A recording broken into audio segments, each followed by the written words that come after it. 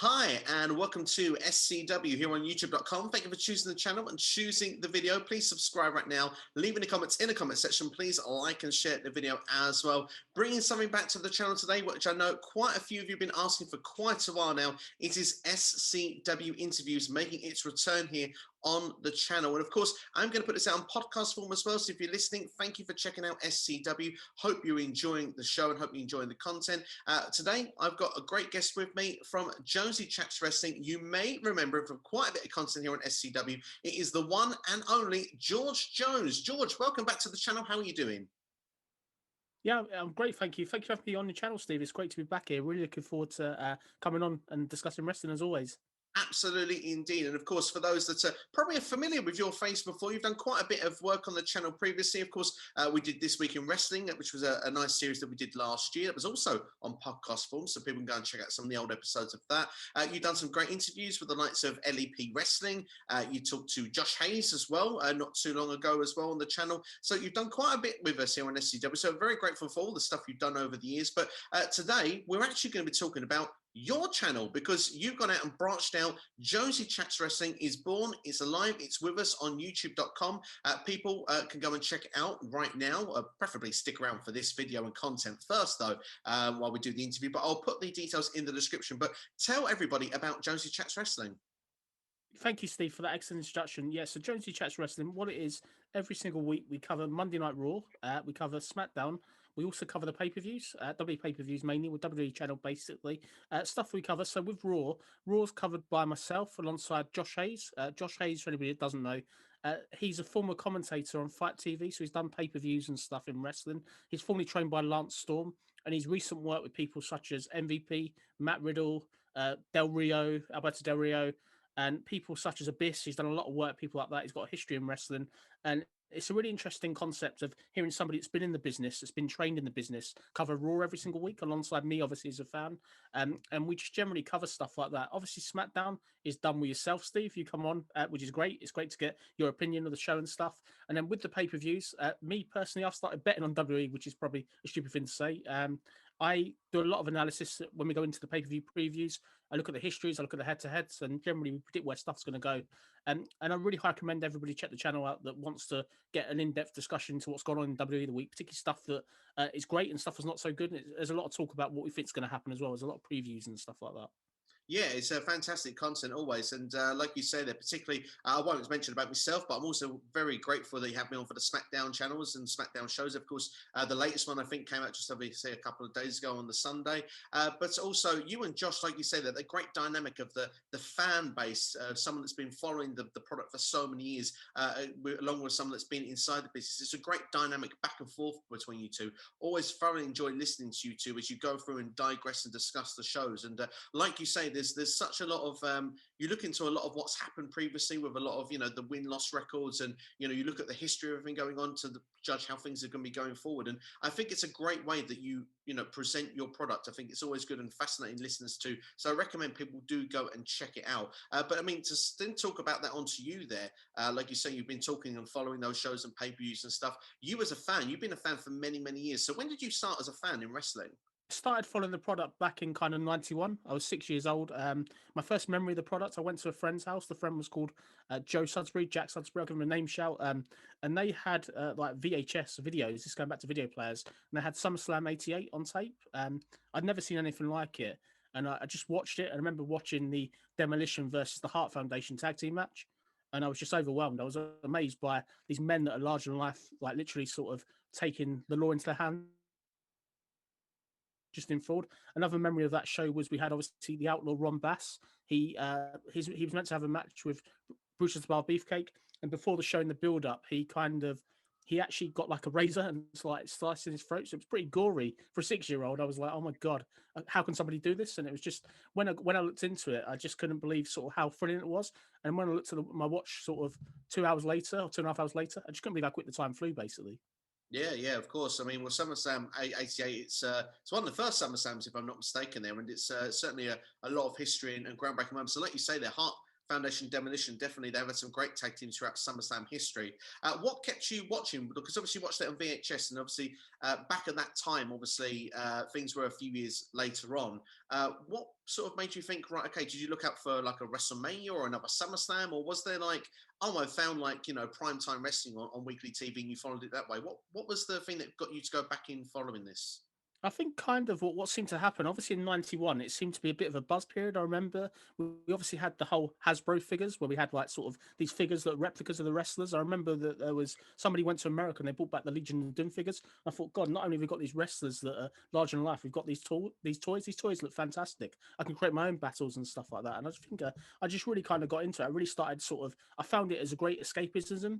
No matter how bad I thought stuff was in life at the time, I felt it was really, really kind of a good way to just sort of invest my time. I really kind of got into the whole collecting the figures. I really got into kind of watching. What then happened was I discovered I ended up getting up one night really ridiculously early, probably 2 or 3 o'clock in the morning, and I saw WCW was on ITV, and it used to be on this was London Weekend Television at the time, and this used to be on at like 3 o'clock in the morning. It wasn't on all the time, and there was a random moment with kind of Big Van Vader, and he used to come out with kind of like his sort of armor, and he used to have smoke and stuff, and I was like, what? Oh, this is scary. This is crazy. And then kind of from then, I just kind of really got in. I've always been into it, really. I tried to get as many videos as I could of WF. I always used to sort of watch as many videos as I can. We didn't have Sky at the time, so I was always trying to sort of get the videos. It then kind of went on. I'd say probably from '92 onwards, SummerSlam '92. I just anything I could do with WWE, even if I couldn't see it, I would read about it, or I would borrow from a friend, or I would just literally just watch everything I could get my hands on, really. Yeah, it was. I mean, it was a very good time, especially for being from where we're from as well. Wembley Stadium, 80,000 people. I remember for a lot of like those fans from around that time, myself included, that was the real point of like I'm sticking with this from this point onwards. And yeah, it's a very passionate time. You mentioned it about the action figures as well. Like, I mean, so the idea you said you can create your own battles. Does that give you the concept then that you kind of had that creative mindset from an early age of like, well, this match and how I'd like to see it go down? Yeah, definitely. I've always been interested in why people are doing stuff. I've always been interested in the reaction to a heel turn or somebody going babyface or the long term storytelling. I always think it's the greatest form of entertainment. I think wrestling. The good thing about wrestling is it's always. I try and say to people that hate wrestling, it's EastEnders or a soap opera with violence. It's people that have got a storyline. We're getting invested in the characters. But as a kid, I was overwhelmed. Obviously, I didn't really know at that point what it was all predetermined. I bought into it almost like it was real. I didn't understand at sort of 6 or 7 years old that these wrestlers take the law into their hands. It's all pre-organized. We know the winners decided all this. Like you just really bought into it, particularly with when I look back at the classic wrestling. I remember being about 6 or 7 and going back and watching the WrestleMania with Hulk Hogan, Ultimate Warrior. I waited ages for that to be able to get my hands on that video. I remember we used to go to like the video shops and stuff. We had to rent tapes, and it was just when I got my hands on that, I was so excited. I like was just couldn't contain my excitement. It was a dream match for me at that age, probably. Absolutely. Same for me, actually. I remember buying that from, give it a shop shout out, shall we? WH Smith's back in the days in the 90s. I remember it had been a couple of years before my time. So the fact that when I saw, oh my God, they faced off against each other, it was WrestleMania 6. It was like, oh my God, I must have this. And like you say, VHS was so big back in the day. For people of today, it's like, what VHS like? You know, it's so different with the network and stuff like that. But obviously, growing up in a different time, it was such a different excitement. In fact, as well, if the show had been, you couldn't just go back and watch it on YouTube or anything. It was really hard work to go and find that bit of content. So, like you say, it was such a different kind of time period and was a very exciting one. And really, it brings back a lot of memories just hearing your stories there. But so, who was like your like when you first sort of like was more dedicated into this? Who was like an initial favorite for you? Undertaker. I think the Undertaker. I was always a fan of him. I think his feud with Jake the Snake Roberts at WrestleMania, kind of 1991. I thought it was superb. I really kind of enjoyed that. I think he really kind of you didn't know whether he was acting. You really bought into this guy. This guy probably he doesn't sell any pain. He can get attacked by anybody. And the whole way he turned from babyface, from heel to babyface, involving the Macho Man and Ric Flair, that whole dynamic with the wedding and stuff. I think it was and the Undertaker. He's my very first, probably the one I really got invested in WWE. Probably. Yeah, well, one of the most iconic storytellers as well, and obviously it goes into showing and reflecting you. So, I mean, definitely more storyline based has always been quite driven for you more than the actual in-ring action itself there. But it's good to see. So, as we flowed on then through the '90s, obviously we've gone through, like we said, that golden era, going into the new generation. As before, then we get to the birth of the Attitude Era. You mentioned the WCW as well. Had you kept like keen like eyes on both sides of the products? I'd say it's oh sorry Steve. I'd say it's very very hard in the United Kingdom to keep hold of WCW. WCW we didn't get a lot of coverage. There wasn't fins as tape traders, and we never even got the pay-per-views apart from video VHSs. A lot of the ones in the 90s came out on video. I used to read kind of what I could. Obviously, we did get a WCW magazine for a short while up to 92. They obviously came to England. They did a tour with British Bulldog and stuff, but I didn't really follow WCW as much. I think when it went off air from what I remember about 94. But all we used to get was like an hour sort of watered down show, which was a mismatch of shows. So I didn't really follow WCW. I'd mainly been a WWE fan, probably, I'd say from probably 91, 92 onwards, really. That was my main focus, really. Absolutely, well, it's probably the same for me as well. Like you say, it wasn't as easy access with WCW. I remember finding out Hulk Hogan had gone to WCW via a magazine that was in, again, in WH Smith's. It was a very popular shop back then for me, for my wrestling content. But looking then as we go forward, you mentioned The Undertaker being one of your favourites there. Let's go through into the 90s then, say like 94, 95, 96. Did you have some favourite rivalries with The Undertaker? I really, really kind of, this sounds crazy. I can't believe I'm saying this, but I go back to 1993. Undertaker, Giant Gonzalez, the match, as I look for it now, older eyes, was absolutely horrific. If I was podcasting about it now, I'd be like, what am I doing? But if I go back to me at that age, so if I go back to me at 8 years old, I was enthralled by it. I could not believe the Undertaker got taken out of the Royal Rumble by this giant. I wasn't smart enough to figure out, oh, this guy was in WCW as El Gonte. I didn't know that. I just looked at it. I was absolutely sort of, I thought the Undertaker's got no chance. It's same with the Undertaker Yokozuna feud. When Undertaker was taken away in the casket and all the heels attack him, and I really it just caught my imagination. I think anything the Undertaker did, I didn't really buy into the Undertaker Kamala feud as such, but the Undertaker Yokozuna, Undertaker Giant Gonzalez, they were fun for me at that age, definitely. Absolutely, indeed. And obviously, I know we've spoke about this off air before, but one of your favourite rivals, we go a couple of years further later down the line, is Undertaker and Mankind. I know Yeah. it's one of your particular favourites. Yeah, it's probably my all-time favorite feud ever. I think it was just at the right time. I think WF needed something. I think the storytelling and the arc of Paul Bearer turning heel, for me, I'll put it out there. I think Paul Bearer's heel turn on Undertaker, joining Mankind at SummerSlam with the Boiler Room Brawl, I think it's the greatest heel turn of ever for me. I've never had one where I've been so impacted where I thought, oh my God, I cannot believe he's done that. You just generally feel empathy for the Undertaker, years and years of their relationship down the drain, basically. Absolutely. No, of course. I remember being really shocked at that time there. SummerSlam 96 will definitely go down history of. I have the two memories of the Boiler Room Brawl and I have Shawn and Vader. I think are the two things that really stand out from that show. But like you say, that heel turn for me was very impactful because it's not something you would see so often back then. It's a lot more casual and common to see these face and heel turns in the modern day. Back then, it was once in a blue moon. It really hit home when you saw something like that. So definitely was impactful. But as we branch into the Attitude Era, then we've established the Undertaker one of your favorites, and I imagine Mankind obviously would be up there as well with that style of gimmick. Are you more into the sort of those darker style gimmicks, or do you have like where you're more invested as well in like a Bret Hart, Shawn Michaels also? I think from a technical in-ring perspective, you've got to say Shawn Michaels and Bret Hart. They were two of the greatest, but I've always been one for the darker type characters because I like where it leads off. Like with The Undertaker, it led off to the Executioner, then leads on to Kane. I've always been a fan of them storyline dynamics because they're not something you see every day on TV. I think it's something that's out of this world a bit. It's a bit like a movie in that respect. I really like that, where there's more to it than just them wrestling as such for no reason as such, I'd say. Absolutely. Well, it's also stories that make you think, isn't it? You have Yeah. something that it's compelling, and like you say, it's very larger than life. It's very supernatural, surreal kind of feeling when you watch those characters. So going into the Attitude Era, then of course, it's probably. I would dare I say that he's probably starting to go towards the teenage years, and we kind of. I mean, for me, it was around that as well. I kind of felt that we were coming into it at the right time. I think if we were sort of like maybe 6 years old at that point, perhaps wouldn't have connected the same. But like the fact that we were kind of growing up at that sort of time, the Monday Night War was on, even though perhaps we didn't have the sort of idea of watching WCW as much. We still were fully aware of the content that was going on. We were aware of the war; it was very real, and the idea of superstars going back and forth. I remember because we went to the same school. We wasn't in the same year group, but we were at the same school. I remember the ideas of me and you talking, like knowing how like the Big Show was going to be coming to WWE. I remember like the scoops of stuff like that. I remember the excitement, the buzz, everything around that. Can you reflect to me a little bit of your feelings for the Attitude Era and how that made you feel as a wrestling fan? Because some of the most shocking things in history happened during that point. It was must-watch TV. I couldn't, as I said, anything I could get my hands off, WWF, I would. In terms of people trading brands and stuff, that was there. I started reading Power Slam probably about that time, which led me in a lot more stuff that was going to happen. And I remember sort of going back to school, when we was at school, Steve, and chatting about wrestling with you, I just remember there wasn't many people like wrestling at that point in say '97.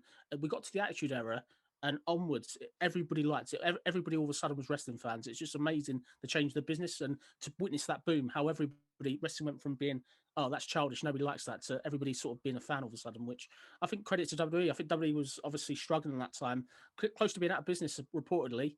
And to be able to sort of put everything out there to try and come back, grittier product for me, it was risque. Nothing better than a Friday night, probably 9 o'clock, waiting for Sky Sports to watch a Raw. And it's amazing we have to go the whole week without any spoilers as well. Funny we do it these days. Oh, of course, yeah. Imagine the idea these days of not knowing what happened on Raw on a Friday. I mean, that just is unthinkable, judging with the modern day and stuff. But yeah, I mean, like you said, pure buzz and stuff. And like you said there, the idea as well of people, all getting into it, this boom period, like that in South Park really taking over, that sort of 1998 period. It was a real fun time indeed. Did you sort of, as we got these risque characters, did you find yourself changing from The Undertaker, or was it sort of like still those darker characters, but the way they'd evolved through that sort of era? I think I really got into stables. Like I never really kind of got into stables, although we'd had the Four Horsemen stuff. I didn't really feel the impact of the Four Horsemen being here, kind of the United Kingdom. I didn't really think I got that as such. I wasn't of the age to be able to go back and look through WCW 1990, 1989 and stuff, which you didn't really get that. So I think with the NWO building, that was a massive one. I remember watching on TNT, and when sort of they got Hulk Hogan turning heel, to me that was iconic. I could not believe Hulk Hogan was a bad guy. Even though I couldn't see the pay-per-view, I was so excited about it. And then when we got the whole gang warfare, the Disciples of Apocalypse, the Barikas, that lot, that was all fun. And I just think it was fun. I think it got more and more with WWE. You never knew what was happening. We got a lot more heel turns and stuff, and it was week by week. You try and figure out what's going to happen. I never got nowhere near it. I think, to be fair. I think that was a beautiful part around there is the fact that, like you say, there back then, especially perhaps because again we were at that right age group to appreciate it as well. Not perhaps we were smarter, but not smart enough to know what the next chapter was going to be, and everything just felt unpredictable all the way through. And of course, you see the rise and stuff of rivalries like Stone Cold Steve Austin against Vince McMahon. What were your memories going through that? Because that obviously is going to be seen as one of the most iconic feuds of all time. It was fun. It was so much fun. I could not believe how over Vince McMahon was as a heel, and the fact that he was in the company the whole time. And Austin, the forming of Steve Austin, and then having The Rock also be built up at the same time was absolutely genius. I think it credit to WWE. They had such a good kind of way of building people up. Then they've always had ideas of where stuff was going to go and long term plans, but to have that much talent available at one time, when they were really behind. If you look at the WF roster back in 95, 94, it wasn't the strongest, if that makes sense. They've gone from that to have such talent as Stone Cold Steve Austin being released by WCW, going on to be a megastar. It could have been so different if WWE wouldn't sign Steve Austin, I'd say. Absolutely. I mean, I couldn't see Bastion Booger in that role, could you? No, Booger. Okay, God. Yeah, no, yes. No, that says it all, doesn't it? Them type of gimmicks. So if you go back to kind of the 93 where we had people such as Doink the Clown, he was great. The original Matt Bourne was fantastic in that role. And then you look at it as the other people, we had Men on the Mission, they were okay. And it was just weird. I think in 93 we had such a plethora of different wrestlers going through different gimmicks. Like you had obviously you had Abe Knuckleball Schwartz, which was Steve Lombardi, the Brooklyn Brawler, doing different cameos. You had Kimchi. And I think with WF, looking at it back then, you never knew what he was going to get. I think really when I looked at Wrestling Challenge and I looked at kind of sort of the Monday Night Raw, the early ones as well, I just thought it's just entertaining. For the hour you get, you're going to get some good entertainment, but it won't be captivating. Definitely not. No, but there definitely was some fun stuff there. But like you say, there was. We definitely moved on as we went towards the Attitude Era. Definitely further on. You mentioned the talent roster in the Attitude Era. Obviously, it got to a point where WWE acquired ECW and WCW, and everybody was almost under one roof. The ones that they could have anyway. Obviously, some of the WCW talents were still on their Ted Turner contracts, so they came in at a later time. But what were your thoughts? Obviously, WWE, this is the height of things, perhaps the end of the Attitude Era. WrestleMania 17, I know, was a very passionate show for you as we then branch into what we had then with WCW, ECW, the Alliance. What were your memories looking back around this sort of period? I was so excited. I remember this was a dream match. This has been building for years and years and years. And the fact that you always used to go to the news agents and buy these magazines where you'd have Fantasy Warfare, if Goldberg faced Steve Austin and stuff like that, or if you'd have the Big Show face the Undertaker, you'd always have them kind of magazines which pit these dream matches of Sting versus The Rock or something, and to actually see something come to fruition. And what was quite interesting at that time is we'd gone from all the wrestling largely been on Sky Television. Obviously, Channel 4 got a deal. So towards the end of that kind of deal with WCW going to WWE, we had kind of the invasion on Channel 4 as well, which it was just a fantastic time. I remember being 16 years old. I actually moved to where I'm kind of am now, the town I'm in now at 16, and that for me, being at 16 and having this dream match, I just it's one of the most fantastic feelings really having that sort of build up. It's the most exciting time as a wrestling fan seeing that kind of feud of WCW versus WF when you had ECW in it. ECW was a bit unknown to me probably. I know it was on Bravo. I knew of it by reading about it, but we didn't see a lot of coverage here. But just having them three elements, I was excited, definitely 100%. Absolutely, indeed. Do you think, looking out on it though, that obviously it's a kind of a weird sort of topic to go into? This could be a lengthy one, but with the invasion angle, do you think that it's something that should have gone on for years, or do you think that it was kind of okay that it was done? It was placed throughout like that 6 to 8 month period in 2001, and we moved on and had the whole roster together. There's a couple of things with this. I think the problem is the minute WWE realised they couldn't get a TV deal for WCW, that killed them any interest in them getting WCW over. And I think I think the problem with the invasion, the minute Stone Cold Steve Austin turned and joined WCW, that finished the invasion for me, I'd say. I think the problem is the problem is they weren't getting the top stars in the invasion. They weren't getting the Goldbergs, the Stin, or anybody like that. They were just getting kind of Booker T and people like that. And I think the wrestlers, they got credit to them, they did their best, but it could have been that much better. Through older eyes now, I think if we went back and all the wrestlers were available, I know they were on huge deals to sit at home basically. It was a missed opportunity. I've got to say that, I think, unfortunately. Yeah, I have to agree with you. I think if you had the idea of, we never had Austin versus Goldberg, and for the No. Austin versus Hogan that you could have had as well. Like we could have had those sort of dream matches.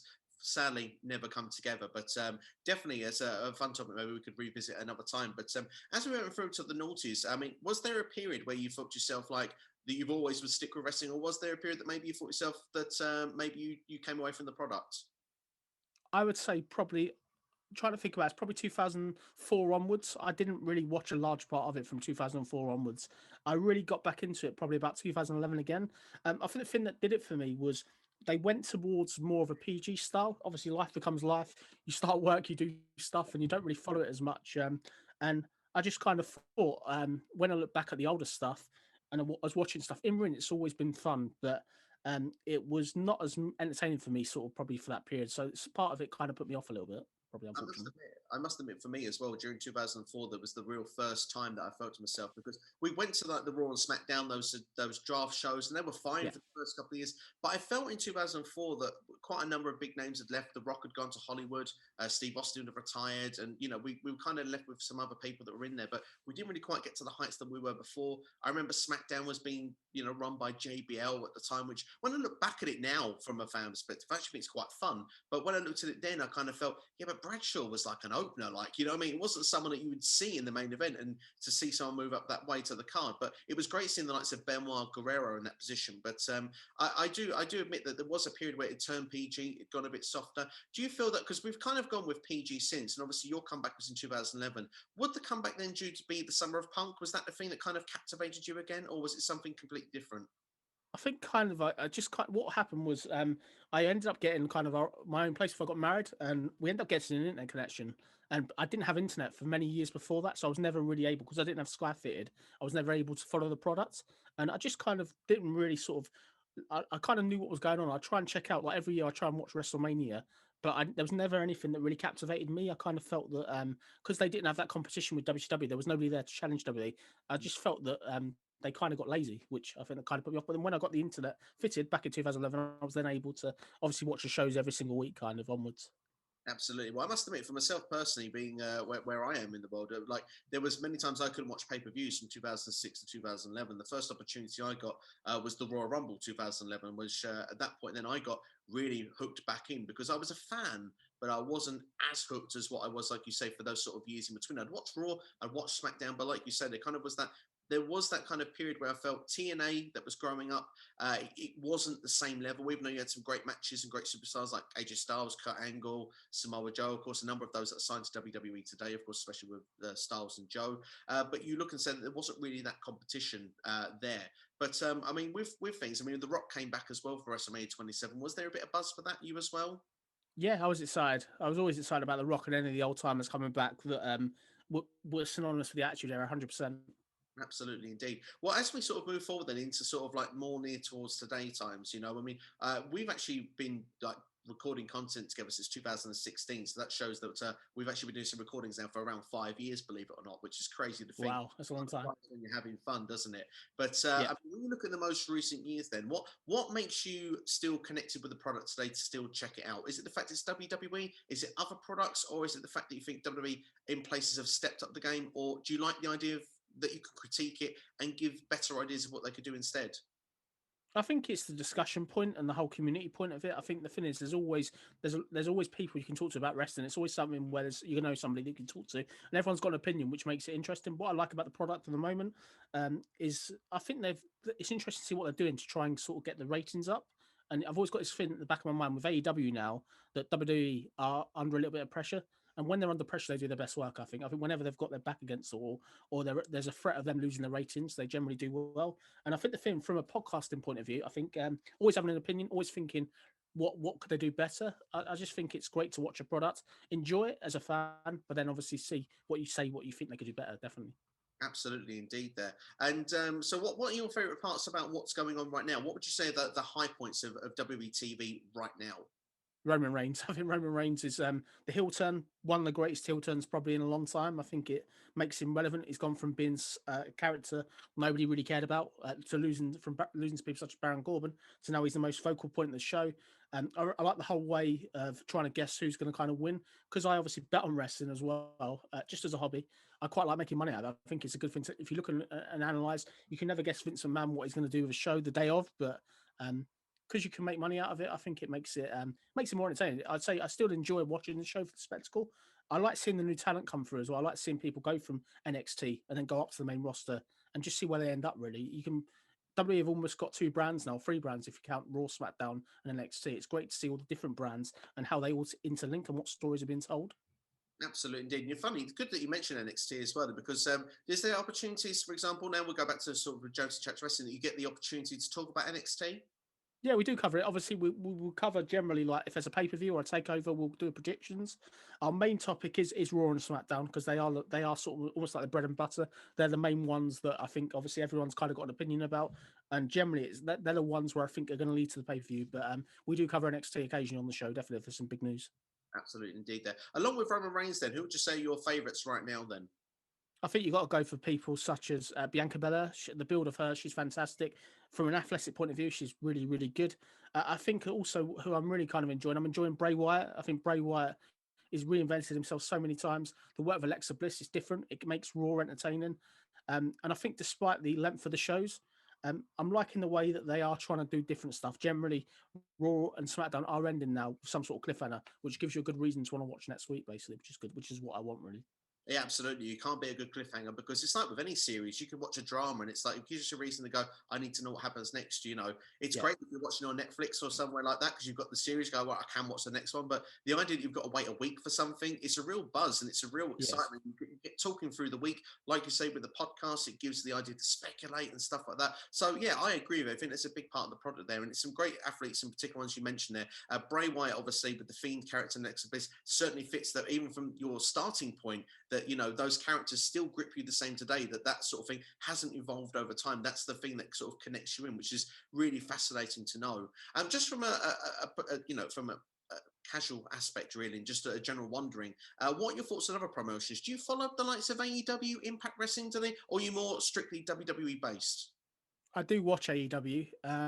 Yeah, I think it's good. I think it's a great alternative from an in-ring perspective. It's probably far better in ring than WWE. I'm just kind of trying to get into AEW. I don't sort of follow it every single week, but if there's a pay-per-view on, I will try and watch the shows occasionally if I hear something big's happened. But I'm just happy there's an alternative for wrestlers to go to. Clearly, obviously, with everything that's going on, I think it was horrible WWE being the monopoly, if that makes sense. So the fact that there's another company there that's on TNT, much like WCW were, it's great nostalgic. It is a bit of a renaissance, which is nice to see.